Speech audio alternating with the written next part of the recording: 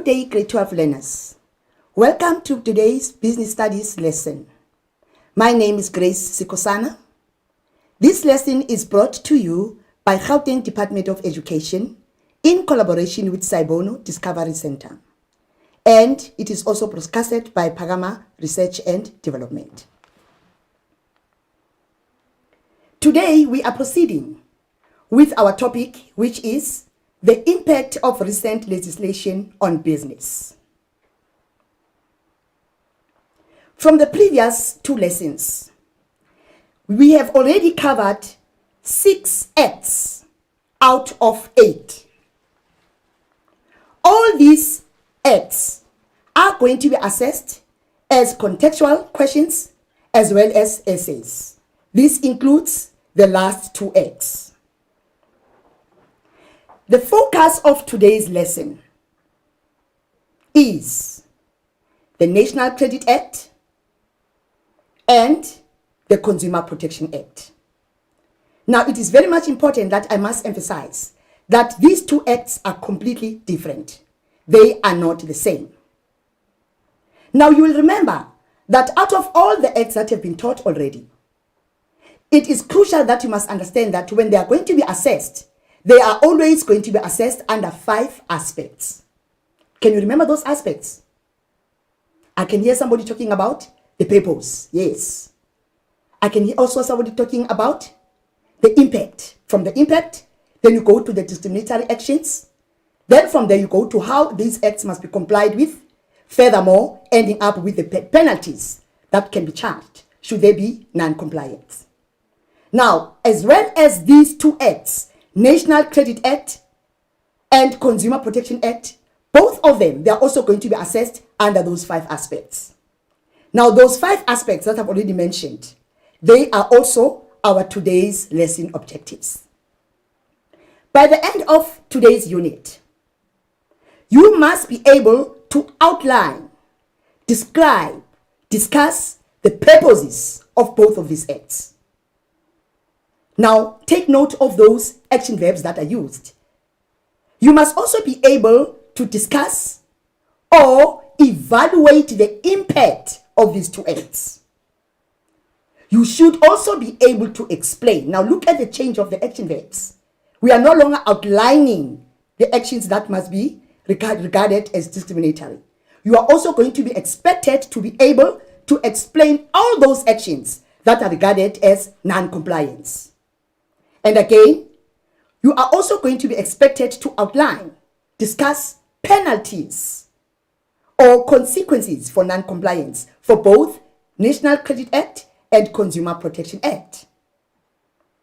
Then lastly, you must come up with ways, you must come up with suggestions, recommend, look also at those action verbs that are used.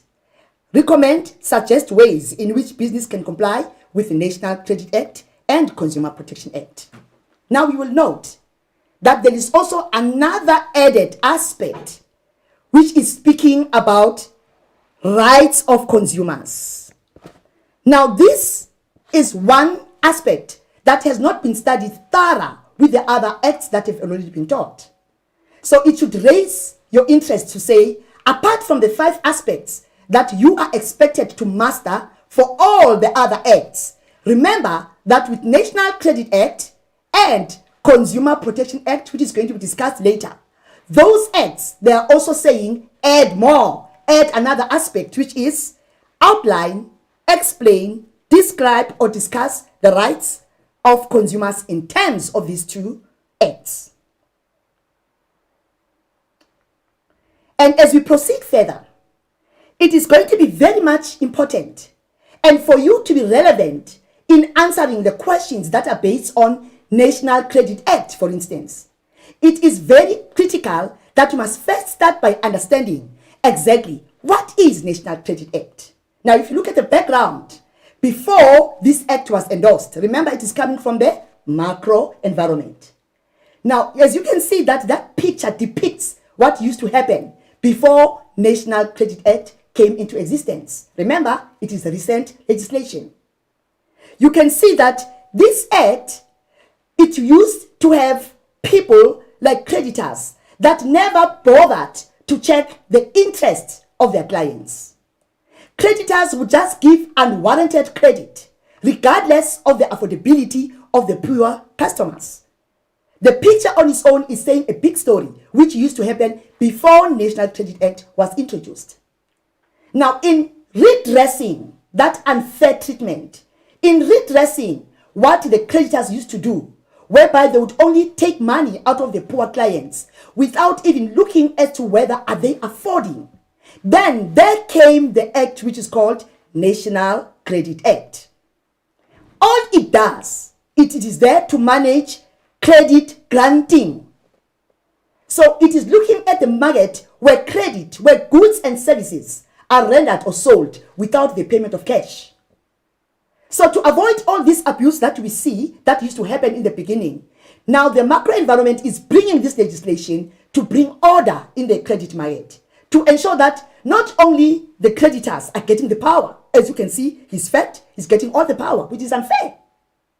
So as much as we are still entertaining the credit trading, the credit selling of products, but it should be noted that through National Credit Act, it is now making sure that both the creditor and the clients can be the businesses themselves.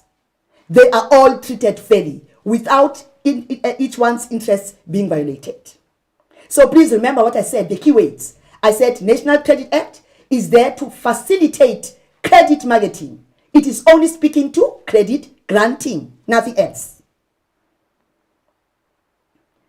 The first thing, as we have already indicated, it is one first very important aspect, which is called the purposes of the National Credit Act. Now, these purposes, always when they're going to be assessed in your assessment, it depends on the action verb used. If it's going to be outlined, definitely it means we are only going to be touching on important points. But if you're going to be expected to discuss, that means it will be time for you to earn yourself more marks. And how does one manage to be able to earn more marks when you're discussing the purposes? The only solution is remember the keywords that are used in the description of the purposes of the National Credit Act. If you look, for instance, what I've already indicated, the first one, I have used the keyword, which is competitive credit market. Now remember the picture. The picture was not really depicting any of competitiveness or fairness. So this act was introduced in order to promote what? Competitive credit market. So that market whereby the creditors and their clients are now working fairly, that's what this act is purposed. And then the second one, which can be a very key word to remember, just quickly remember or simply remember the key word or the word National Credit Regulator.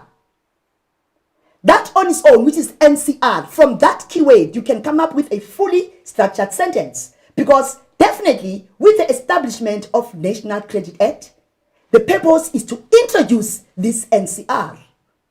Now, remembering only the word National Credit Regulator, then you can come up with a fully structured sentence. So it's not going to be enough just to say it makes provision of the establishment, then we end it up there. It's unfair in terms of the action verb used. So always look at the action verb used. Now there's another keyword that I want us to underline on these purposes. Interest of consumers. Now remember, I also mentioned the interest of consumers. If you remember the picture as well, you remember that it was upside down? Were the interests of the customers even taken care of? Never. So with the introduction of the National Credit Act, the purpose was to ensure that authorized credit providers, now there are two keywords in that sentence. You remember the word authorized credit providers together with more customers that are going to be also afforded. Now you are going to understand that these are two keywords in one sentence.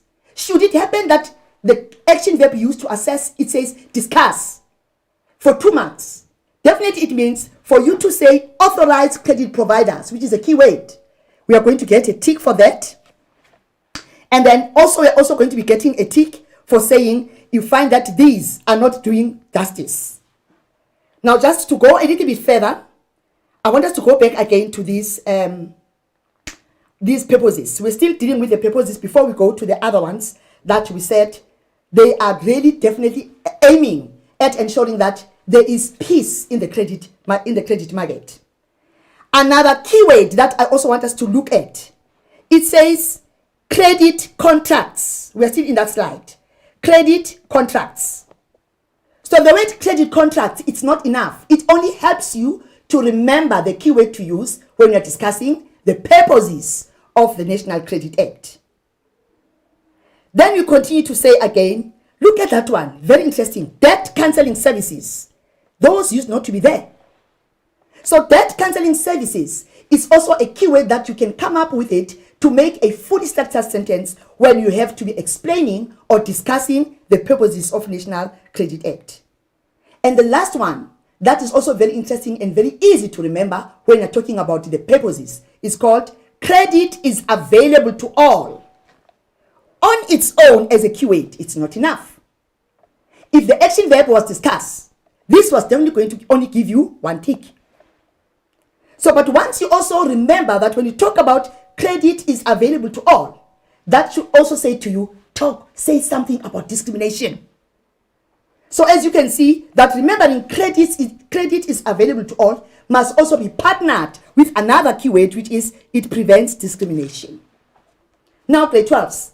It's very important that I must emphasize the importance of remembering, looking at the keyword used, so that, on the action verb used, so that once the action verb is used, it's going to direct you, it's going to inform you how long should you respond. And avoid coming up with little phrases that are not speaking to the action verb used. So as it has already been indicated, remember to use keywords for you to remember the purposes of the National Credit Act. I think we are all together with that one. Moving further, let's look at the impact. What are the impacts of the National Credit Act? From the word itself, impact, I know already we have mastered the skill that once you see the action verb impact, it always goes with an action verb which is either evaluate the impact or discuss the impact.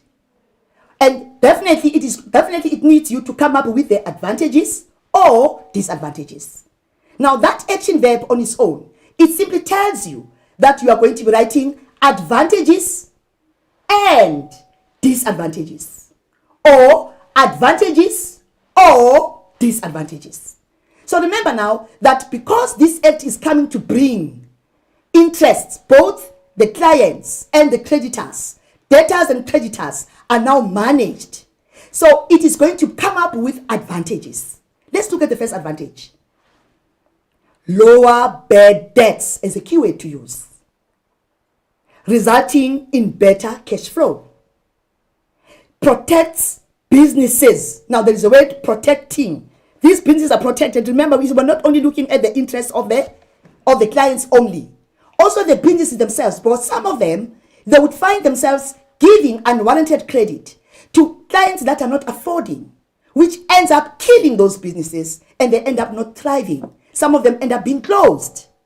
But good shot that we are now having National Credit Act. It now protects those businesses against non-paying consumers.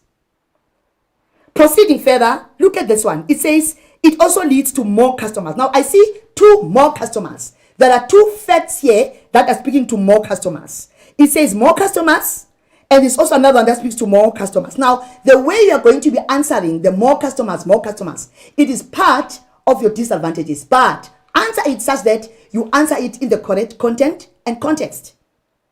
The first, more customers, it speaks to authorized credit providers.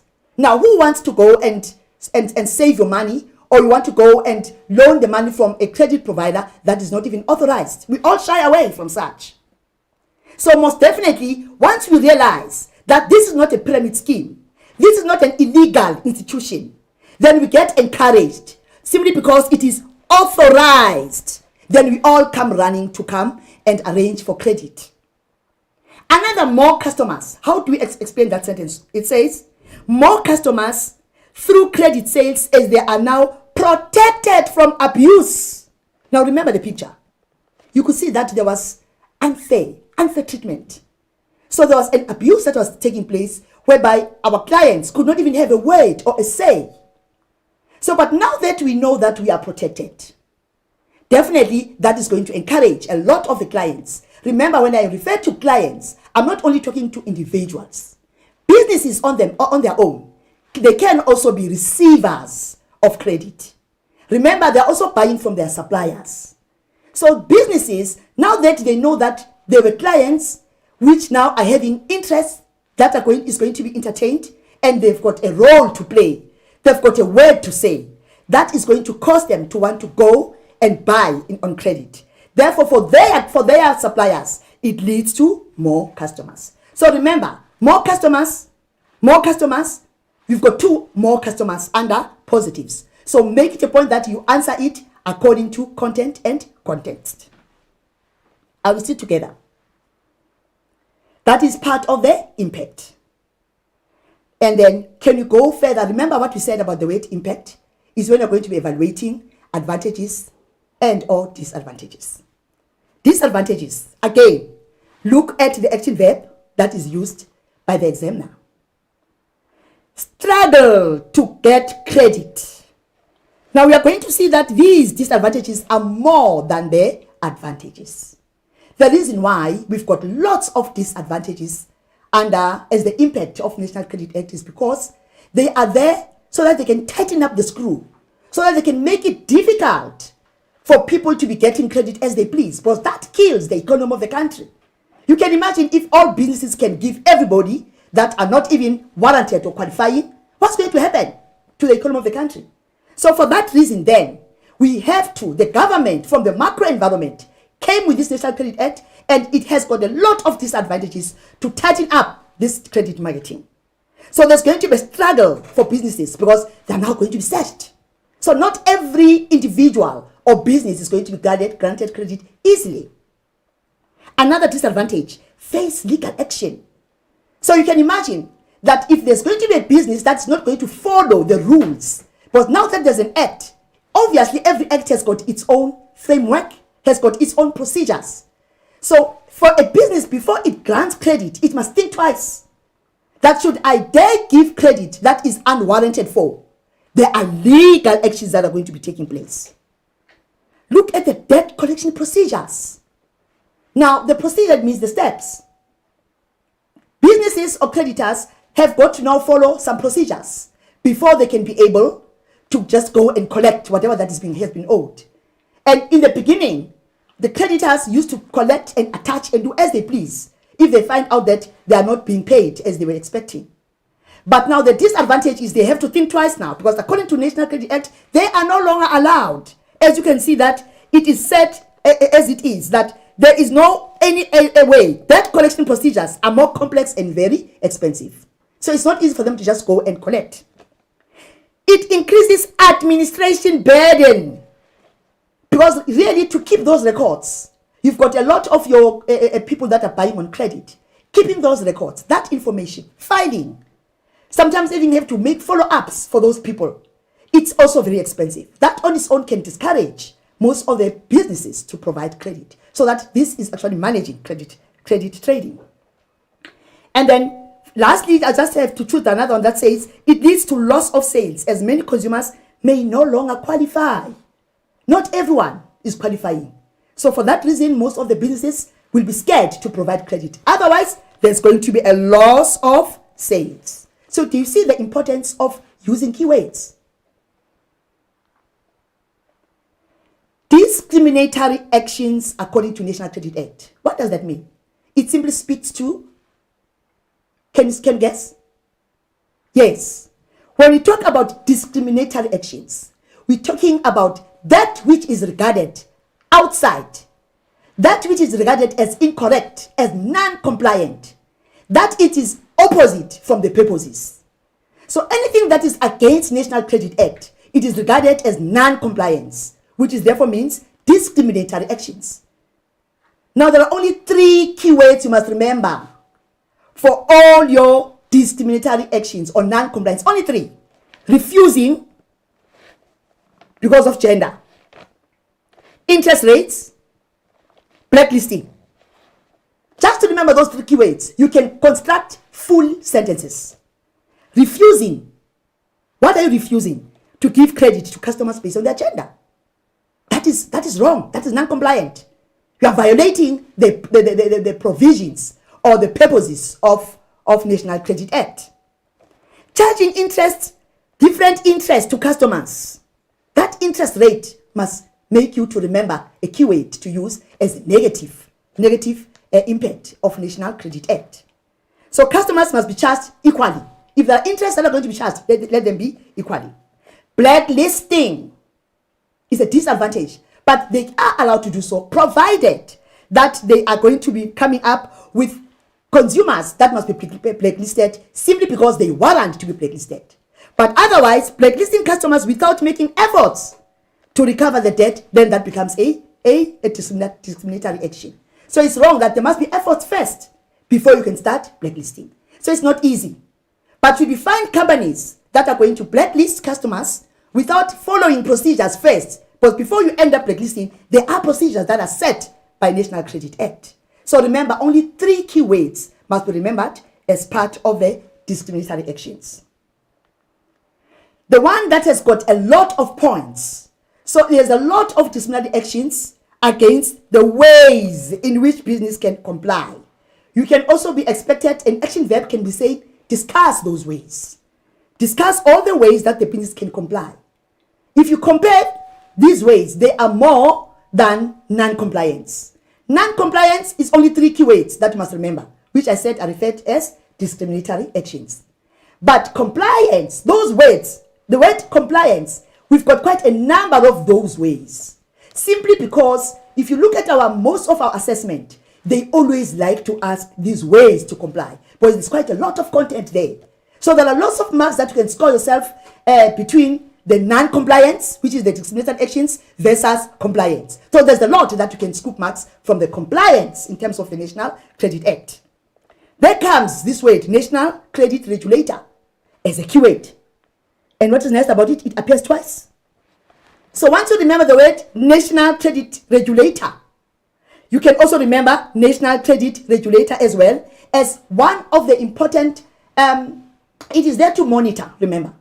When they monitor whether the procedures are done fairly, they are there to regulate and ensure that everybody is having access to this credit. So it's a body that ensures that credit trading takes place as it is required by the purposes of National Credit Act. Now, we've got it twice.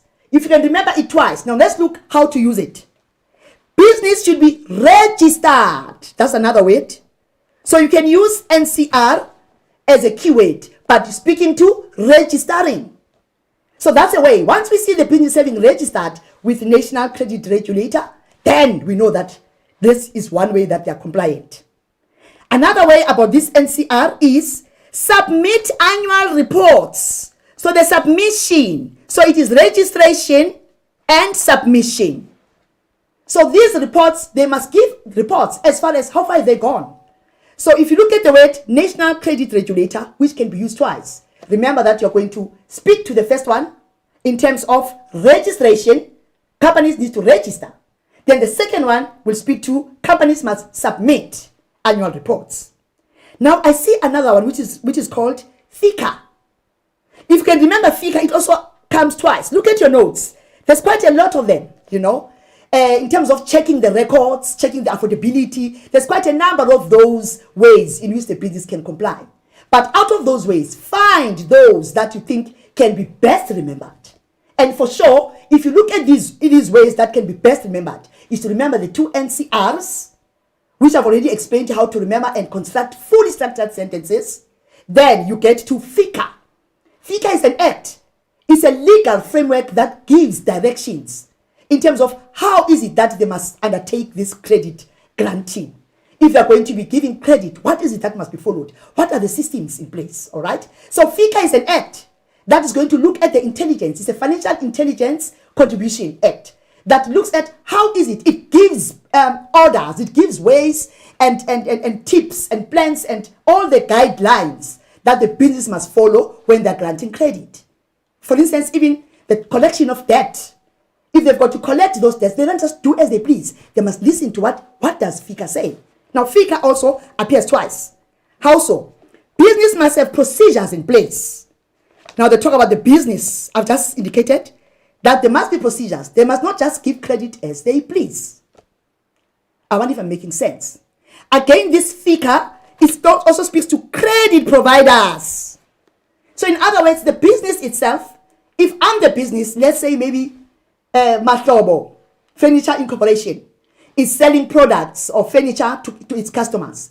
Mahlobo must have policies that speak to how are they granting credit. It must have policies that speak to whom are they consulting, so that these policies will mean that these procedures are in place and they serve as a way that shows that they are complying. So it's evidence. But remember that I said also, Mahlobo is also buying from his own suppliers. So as a business, Mahlobo, it needs also to buy from its suppliers on credit.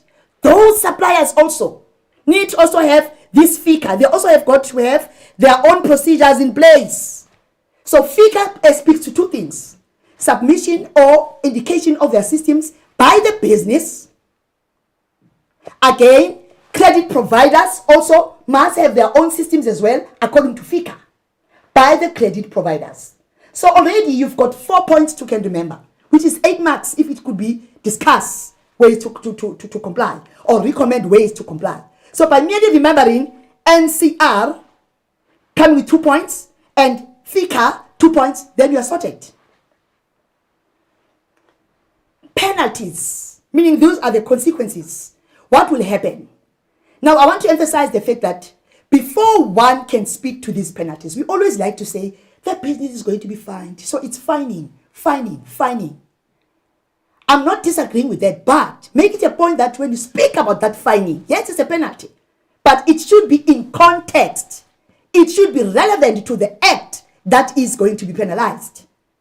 So don't just mention fine without giving a full description of what type of that fine. How so is it going to be fined?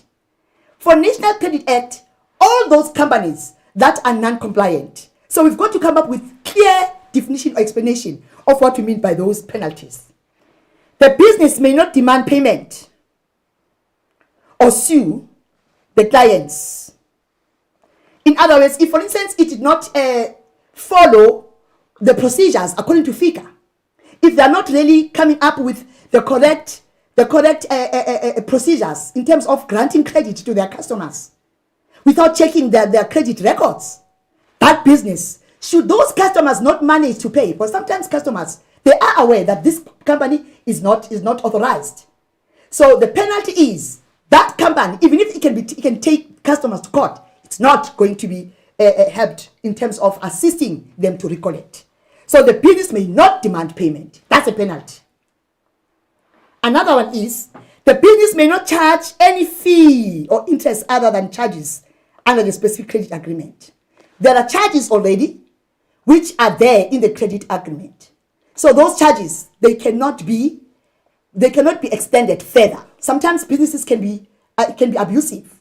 Maybe they say, because we have called you, you owe us another money.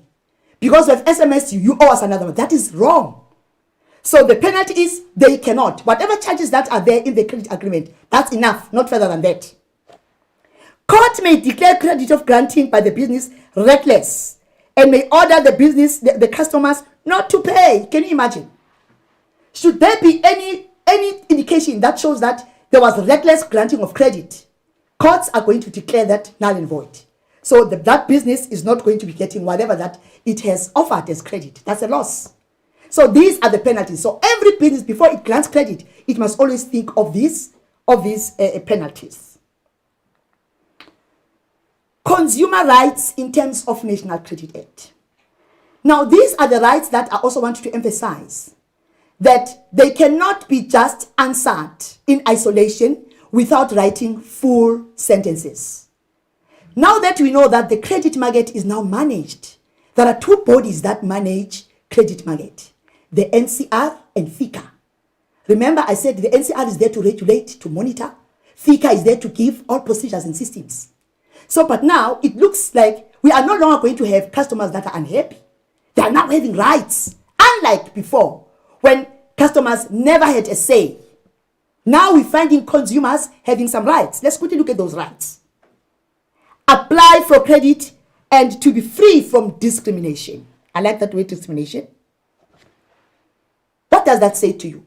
It says credit was granted before, and always there was this discrimination, either based on race or gender.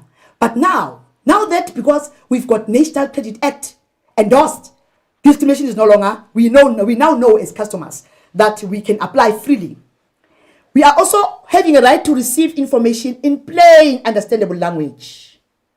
No longer different languages that you can hardly understand with fainted little, fonts that you can hardly read. The language must be clear. The customer must understand what is being said. Receive documents as required. If there's a copy, for instance, that's going to stipulate the agreement, the interest, the duration, all those terms and conditions. The business, which is the credit provider, must have those documents together with you as the client or as a business that is getting credit. You also qualify to have got copies of those documents. It's a right. Receive pre-agreement documentation. Obtain reasons for credit granting that has been denied. If it happens that you have applied and it has been denied, you are now having a right to say, but what happened? I did apply. So you need to be given information or reasons why you have been declined. Now, quickly, if you look at this assessment, it says, now we're going to be looking as to whether, do we now understand what it means when we talk about the assessment? Read the scenario below and answer questions that follow. Jimmy Trading Enterprise offer credit to clients who can afford. Oh, they're clever. Jimmy is very clever. Do you see that? He's now following what is the purpose of the National Credit Act. It continues to say, JTT checks their clients before granting loans. Wow, good. So that not everybody, even those that are not qualifying, they check them first. The business is registered. Oh, wow. Remember we talked about NCR? That business must be registering. That's a way of, it's part of compliance.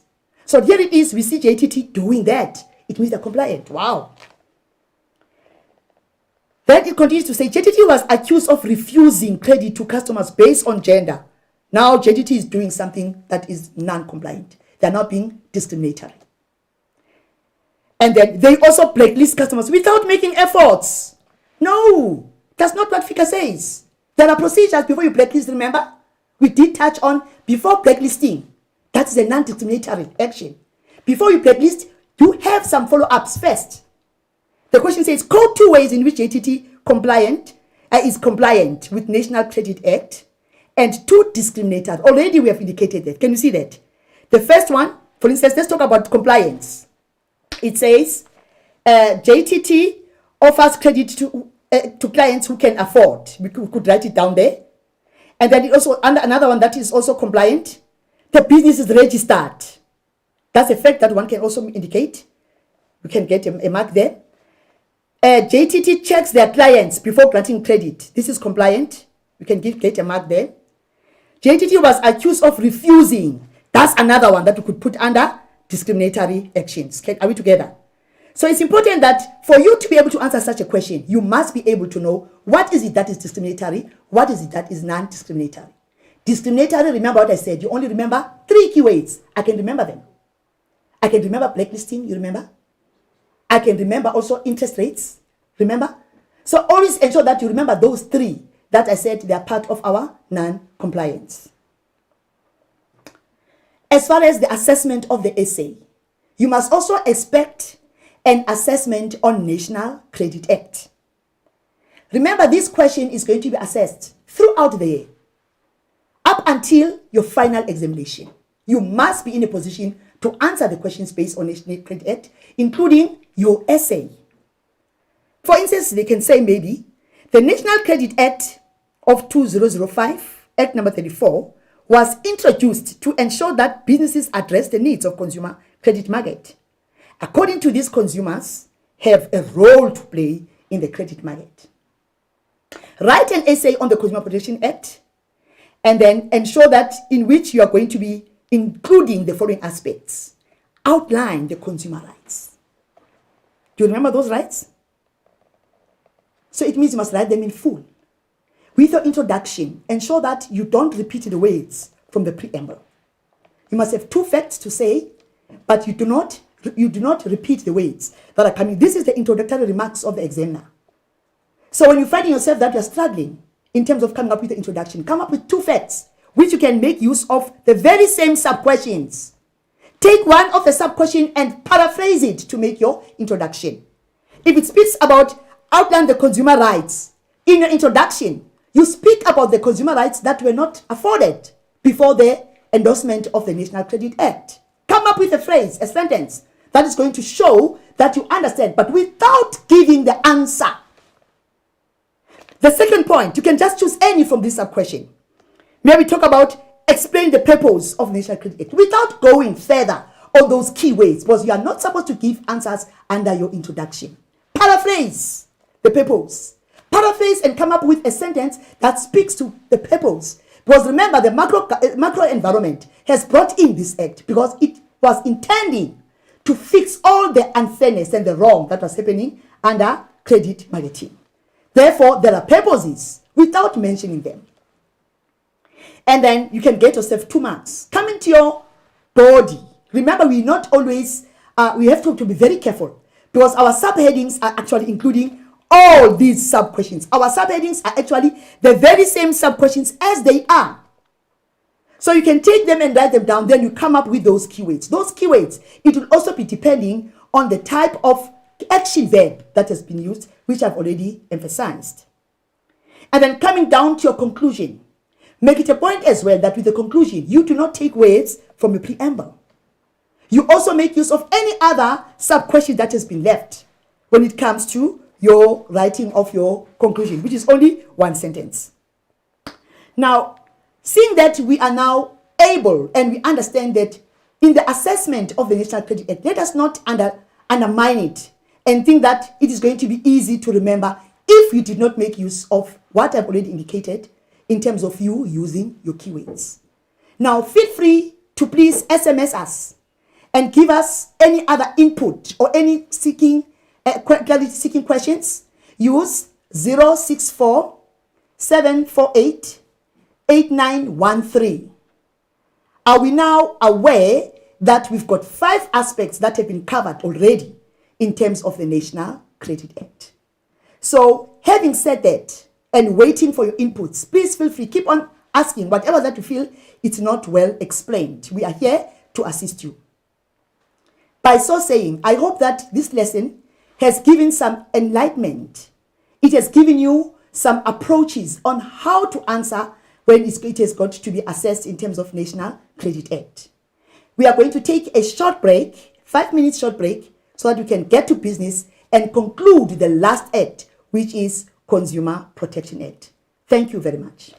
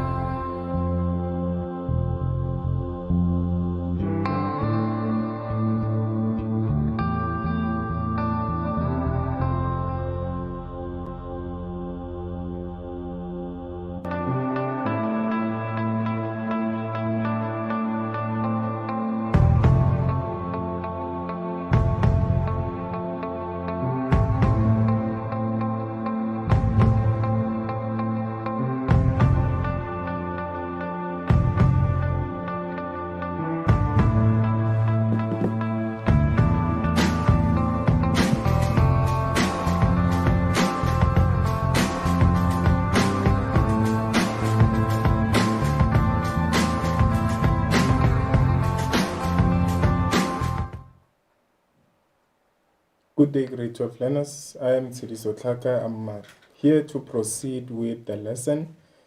Hoping you had a wonderful lesson with Miss Grace Kwasana. So now we proceed with the last legislation or the last act, which is the Consumer Protection Act. This is also focused on protecting consumers. So we proceed and start with the purpose of the Consumer Protection Act. And as Ms. Grace has mentioned, the idea that the assessment will be based on 5 main subtopics, which is the purpose, the impact, the compliance, the discriminatory action, together with non-compliance and penalties, to say if a business does not comply, then what is the government going to do about it? And we should remember that these legislations were developed with the thinking to solve the past injustices which used to happen during the apartheid system. But then now we look into what is their purpose, what is their aim, why did the government develop this particular act? So the focus of our act would be the Consumer Protection Act. So let us look into the purpose, which is the aim, why it was developed. So it was developed for this purpose. It was developed to promote responsible consumer behavior. So this is consumer protection, and it protects consumers when they're in the process of buying goods and services.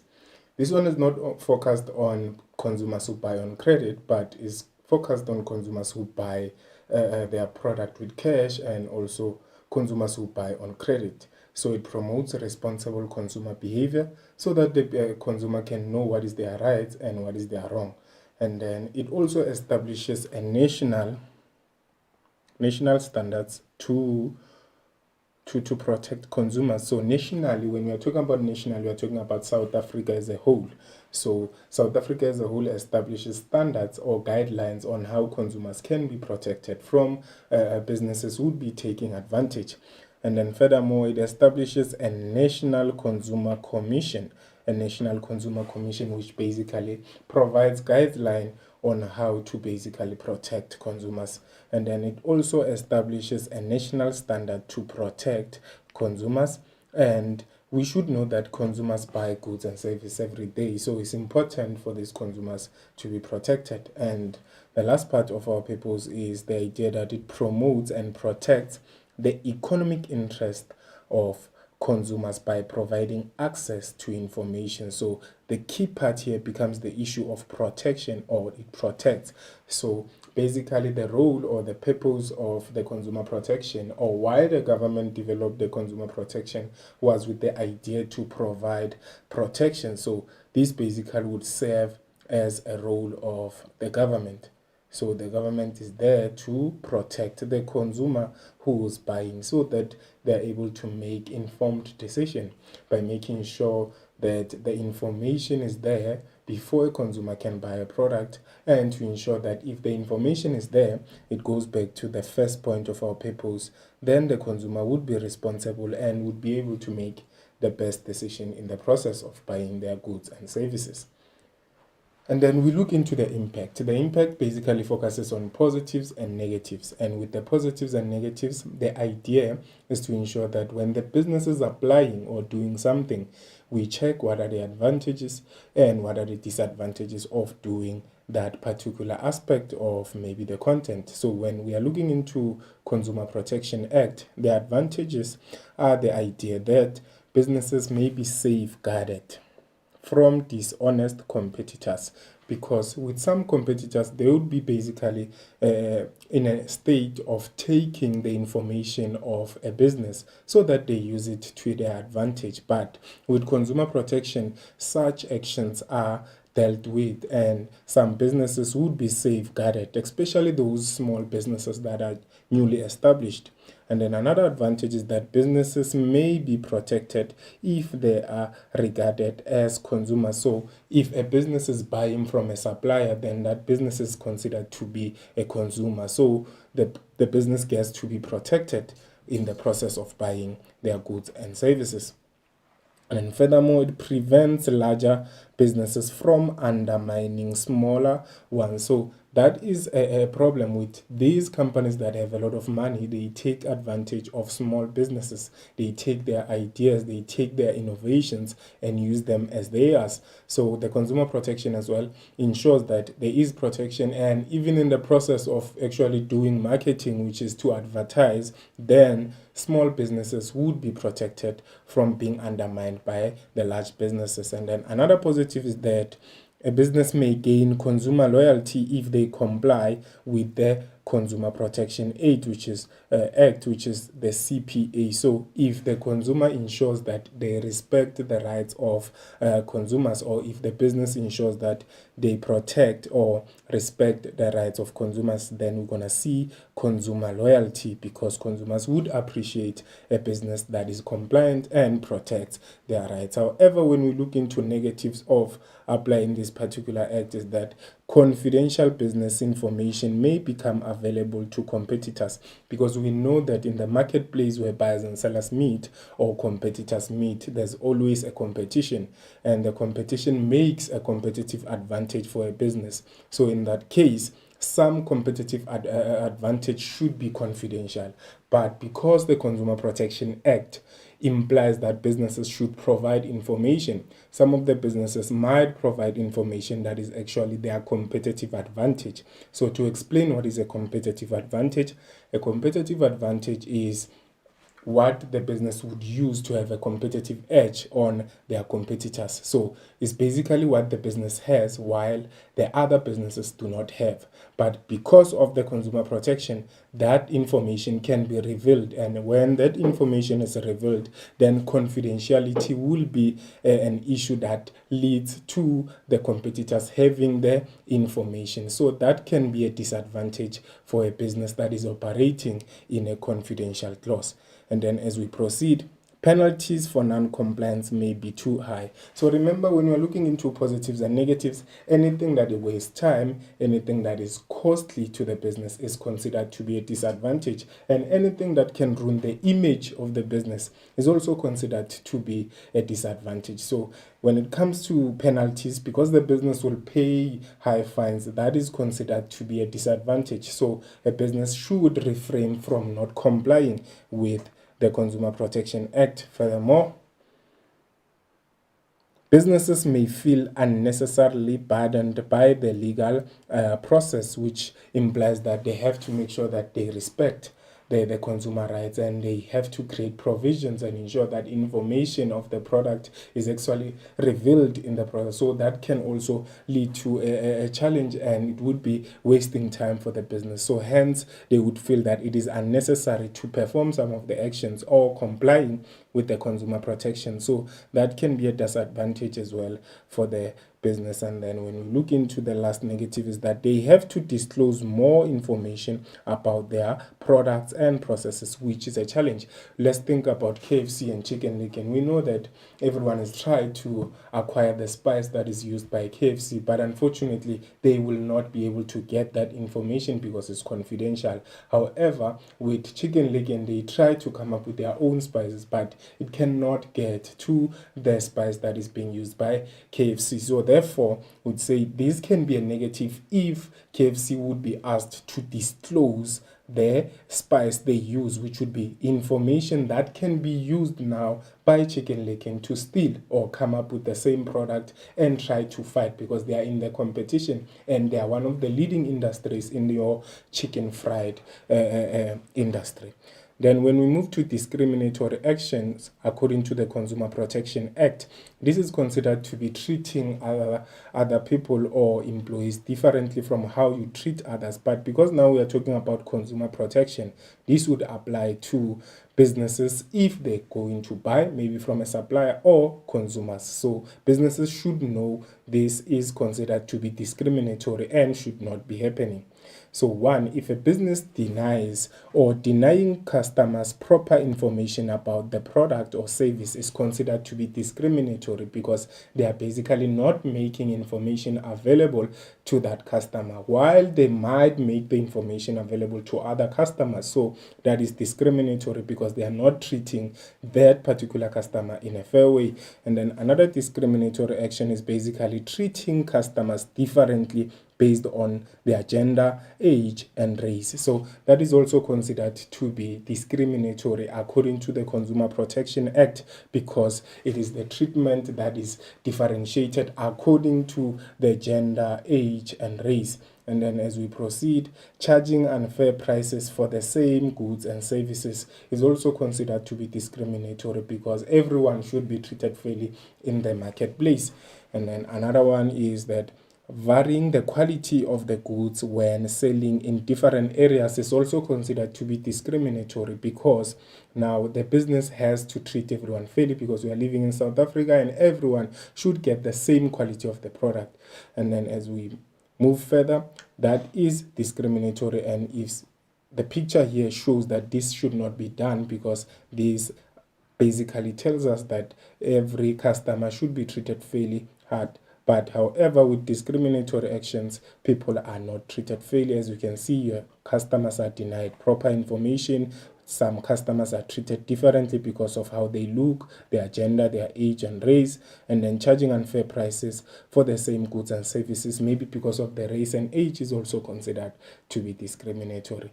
And then let us look into penalties for non-compliance according to the Consumer Protection Act.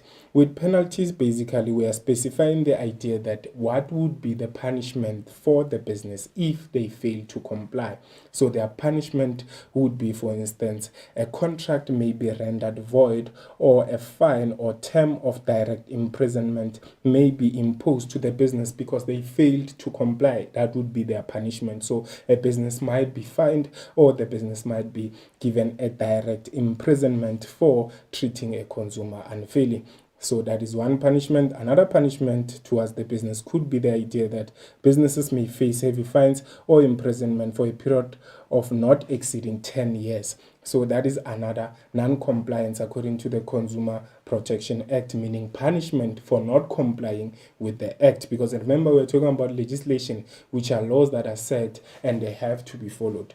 So if the business does not follow, this can be the punishment. And then when we look into government agencies may conduct audits, enact fines, and even dissolve your business entirely. So if the business does not comply, it might be closed or dissolved completely because of failing to comply, because consumers are very important for every business. And then another punishment could be the idea that businesses would be forced or will be forced to compensate consumers in line with the extent to which their rights have been violated. So businesses would be forced to compensate those consumers if maybe in the transaction it led to a medical condition for a particular customer and that information was not revealed on the product, then it would lead to maybe the business actually paying for those medical fees because they led to the consumer being injured or suffering a medical condition. So that's what they are basically saying. That can also mean a punishment for the business because it means the business would lose money. So that is punishment for businesses that fail to comply with the Consumer Protection Act. Now let us look into ways in which a business can comply. One, a business should disclose prices for all products on sale. So whenever there's a sale, they need to produce and show prices of those goods. Another way to comply, provide adequate. What does the word adequate mean? Provide enough training to staff on Consumer Protection Act so that they know on the consumer rights, so that they are well informed as the staff of the business. Furthermore, all agreements must provide for a 5-day cooling period off. So in a case whereby a consumer has bought a product, that the business should know that there's a 5-day cooling off. If the consumer is not happy within the 5 days with the product, then they have a right to return the product. So that should also be known and be applied by the business. If someone brings back the product, the business should not deny if the product is within the 5-day cooling off. And then They should ensure that goods and services offered are standardized and of the same quality. That is really important, because if the products are not of the same quality, that is basically non-compliance or discriminatory action, because all consumers need to experience the same quality with the product. So they should ensure that products are standardized. And then those are rules to be followed to ensure that you comply with the Consumer Protection Act. And as we proceed now, we look into consumer rights according to the Consumer Protection Act. We have the following consumer rights. The first one is the right to choose. We also have the right to privacy and confidentiality. We also have the right to fair and honest dealings. We also have the right to information about the product and agreement. And we also have the right to fair marketing. We also have the right to accountability from the supplier. We also have the right to reasonable terms and conditions. And we also have the right to equality in the consumer market, and the right to return goods and claim refund. And the last one is the right to complain. It is important for you to know these rights and maybe teach your parents while you are studying, because these rights actually apply to everyone who buy goods and services. So you can use your parents as a learning now tool to say, okay, mom, when it comes to the right to choose, this is what you mean. You have the right to do so and so. Now let's start with the right to choose. With the right to choose, basically consumers have the right to choose the supplier or goods or service they want. So they have the right to choose. And we know that if you go to ShopRite, for instance, we have a bread section. And within the bread section, you get different brands. You get your Sasco, your Albani, your Sun. You choose. So you have the right to choose. You don't have a right to be forced to buy something. So, and then you also have the right to shop around for the best prices. So you have a right to ask the prices and check which one will suit your budget. So as a consumer, you have a right to choose, and that means you have the right to choose the supplier of the product or goods. You also have a right to shop around for best prices, and you also have a right to return goods that are unsafe or defective for a full refund. So that applies to the right to choose. And then you also have a right to reject goods that are not at the same as the goods that were sample marketed. So what we mean by that is that some products were actually being sampled to say this is how the product feels like, and then you get excited because of the experience of the sample. Maybe they give you a small item and then you get to be happy with that, but when you buy now the larger item, you get to see that there's a difference between the sampled product and the actual product you are buying or using on a day-to-day basis. So this is what we mean. In a marketplace, you would have a right to choose whether to buy in this shop or this shop or this shop. So this is basically a flea market, and you have a right to shop around for the best prices, and you have a right to return whatever product you have bought. You see here there's bags, so you have a right to choose on the best or a product that you really want and return the particular product if it's unsafe or defective. And then when we look to right number 2, you have a right to privacy and confidentiality. The right to privacy and what? Confidentiality. So consumers have a right to stop or restrict unwanted direct marketing. What do we mean by that? When your parent is being called directly and they try to sell a product or service to him or her, that is considered to be direct marketing. So then your parent has a right to privacy and confidentiality. So he has a right to stop or restrict the unwanted direct marketing. And then they also have a right to what? They can object to unwanted promotional emails or telesales. So whenever you are engaging in online shopping, you know that they give you an option to whether you would love their newsletter or not. So you can either tick yes if you would love to see their promotions, or no if you would not love their promotions. So that is basically the right to privacy and confidentiality, to say any direct marketing or direct selling can be restricted by the consumer. As you can see, you are protected from that. And remember, we are still talking about Consumer Protection Act.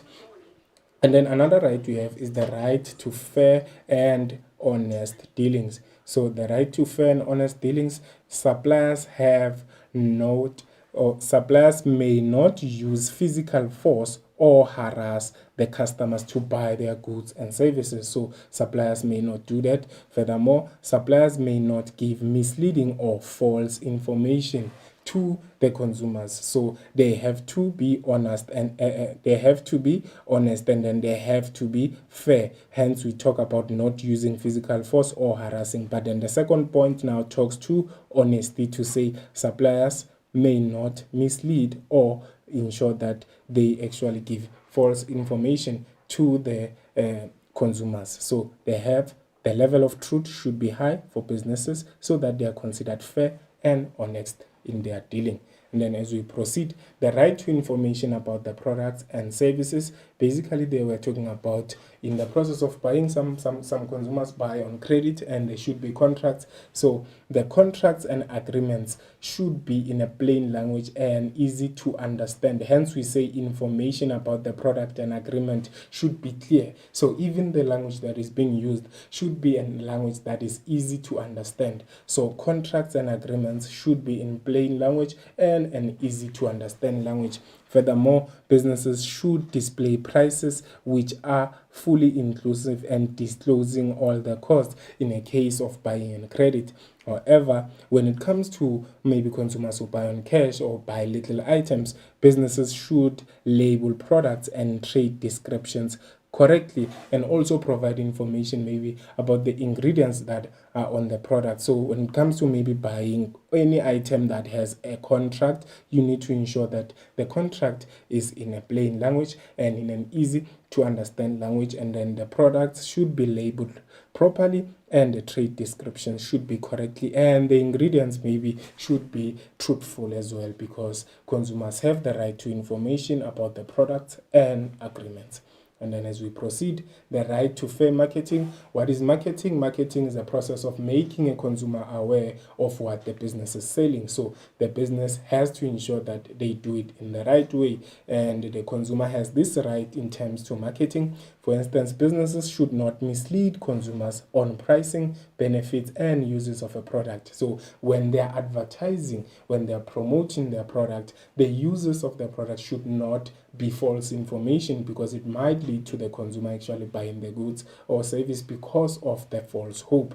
And then as we proceed, consumers may cancel purchases made through direct marketing within 5 working days or cooling off period. For instance, if you buy items over the phone, sometimes you'd only realize when they get to be delivered that they don't have the features that they said they would have. So then in that process, consumers would have a right to cancel those purchases or return those purchases which were bought through direct marketing. So basically, the right to fair marketing emphasizes those two aspects, to say pricing and benefits or uses of the product should not mislead the consumer.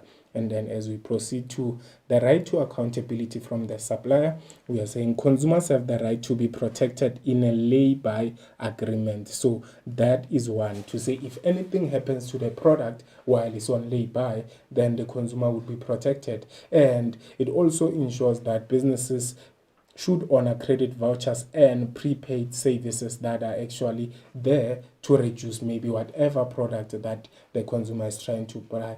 But elsewhere, it also emphasizes the issue to say the supplier should provide quality and ensure that they protect the consumer in the process of a lay-by agreement. And then when we look into the right to reasonable terms and conditions, there we are talking about the idea that businesses should provide consumers with written notices of clause that may limit consumer rights. So information that may limit the consumer's rights should be on the contract and should be clear so that consumers know what are they signing in their contracts.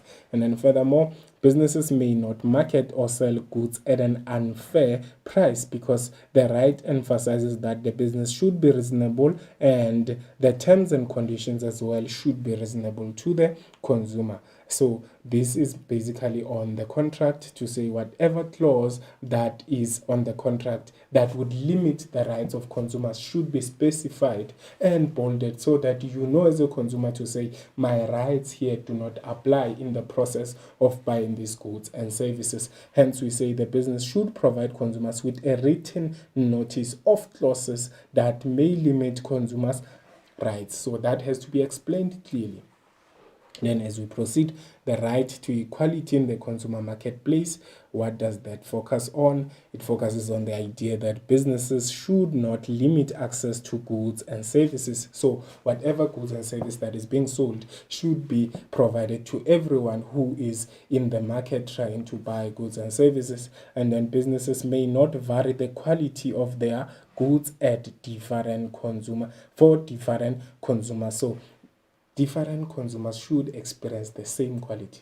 It should not differ. So one customer should say the product is hot, or for instance, one customer should not say the product is hot while the other customer says the product is cold. So everyone should experience the same quality, and hence we say businesses should standardize their product to ensure that consumers are safe. Or if they do not do that, then they would basically be a non-complying company, and we know that if you do not comply, there are heavy fines that can be paid. And then as we proceed, businesses should not discriminate when marketing their products and services in different areas or places. So quality should remain the same. Hence we talk about equality.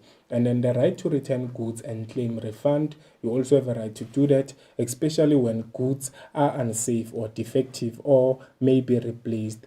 They may be replaced then by their supplier because those goods are unsafe and they're defective.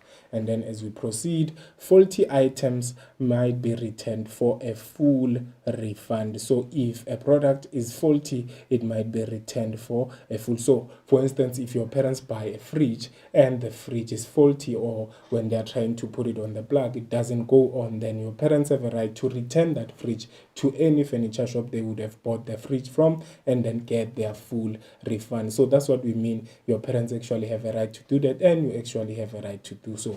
And then as we proceed, they may return faulty items if the fault occurs within the first 6 months after purchasing the item. So the timeline is very important to say within the first 6 months you can return the product if it is faulty. So it's important to know that information so that you get to be protected. Remember, we are teaching you about Consumer Protection Act. So this emphasizes that if you've bought a product, then you can have your money back if it's faulty or unsafe. And then when we look into the last right, which is the right to complain, consumers may use various methods or channels to complain about poor quality goods or service. This can be through the phone call, this can be through an email. These are different methods that a consumer can use to complain. And they can complain via customer care desk, or consumer hotlines, or the ombudsman. So that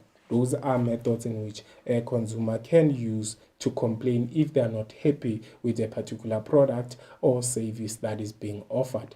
And then now let us look into the activity based on the Consumer Protection Act and the National Credit Act. Now outline the consumer. These are direct and scenario based because Mem Grace has focused on the essay and some of the section B. So we look into a direct question because with your business studies we have direct and scenario based questions. So maybe question 1 can say outline the consumer rights according to the National Credit Act. When we say outline, you just have to specifically write them down or list them down as you remember. And then 2 is read the scenario below and answer questions that follow. So we have Pablo Enterprise.